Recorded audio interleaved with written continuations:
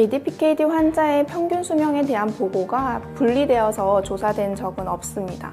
그렇지만 ADPKD 환자에는 다양한 합병증을 동반할 수 있는 위험성이 있기 때문에 그러한 합병증으로 인해서 사망률이 증가하는 경우가 있는데, 그 중에서도 가장 치명적인 합병증 중 하나가 뇌동맥류가 되겠습니다. 뇌동맥류는 일반 인구에서는 대략 한 2~3% 정도 유병률이 있지만 ADPKD 환자에서는 8에서 12%로 한 서너 배 정도 증가되어 있고, 뇌동맥류가 파열이 되게 되면 치명률이 높기 때문에 이에 대한 주기적인 조사가 필요할 수가 있겠습니다.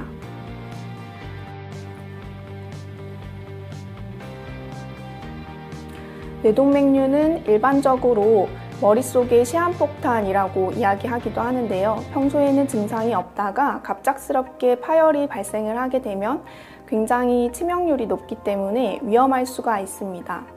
특히 ADPKD 환자는 뇌동맥류로 인해서 뇌출혈 혹은 뒤주막하 출혈 빈도가 높고, 가족력이 있는 경우에는 그러한 빈도가 더 증가하는 것으로 알려져 있습니다.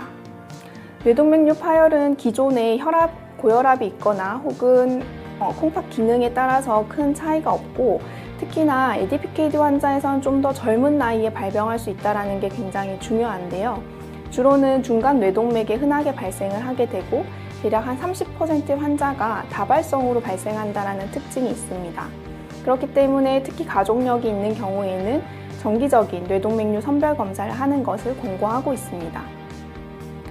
ADPKD 환자의 뇌동맥류의 임상 양상은 특별하게 다른 임상 양상이 있지는 않고, 대략 일반인보다 그 유병률이 높다라는 특징이 있습니다. 4배 정도 높고요.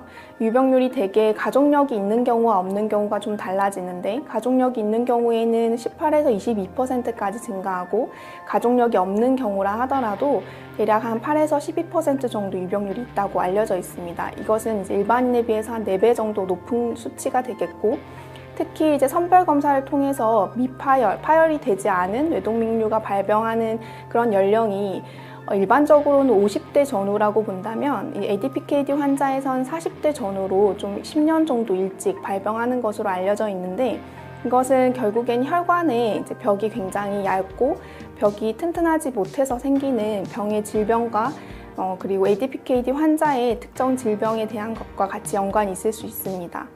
대개 이러한 파열이 발생하는 연령은 40대 중후반 정도로 알려져 있고, 특히나 일반인에 비해서 10년 정도 일찍 발생하는 것으로 알려져 있는데, 대략 한 18세 이전의 소아에서는 그런 발생률이 좀 낮습니다.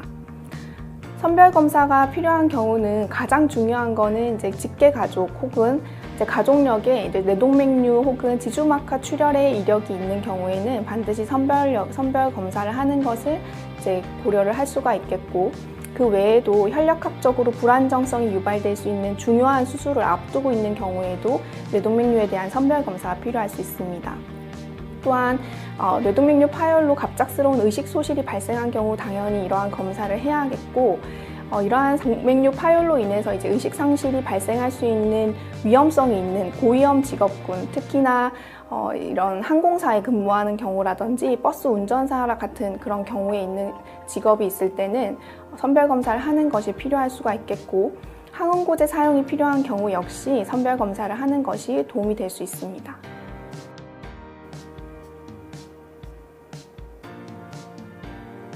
고혈압과 ADPKD는 굉장히 연관성이 높습니다. 대략 한 50%에서 80%의 환자가 고혈압을 동반하고 있는데요.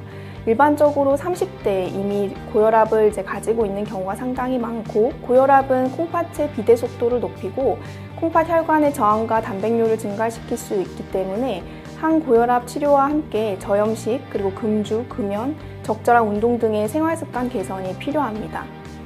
혈압을 적절하게 조절하는 것이 특히 중요한데요.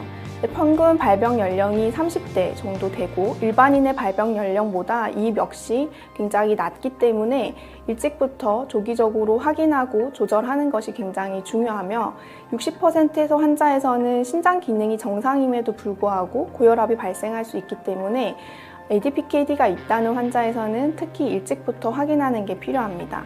특히 여성보다는 남성에서 합병 빈도가 높은 경향이 있습니다. 부모님이 고혈압이 있는 경우 발병 빈도가 높고 발병 연령이 더 낮은 경향이 있기 때문에 역시나 이제 가족력이 있는 경우에는 좀 더 면밀하게 혈압 관리를 하는 것이 필요할 수 있습니다.